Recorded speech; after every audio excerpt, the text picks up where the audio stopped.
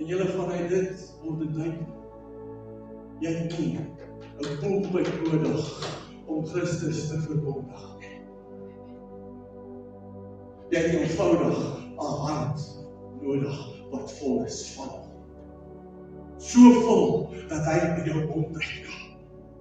Now please correct me if I'm wrong, but didn't Jesus himself say in Luke 6:45, out of the abundance of the heart, the mouth speaks.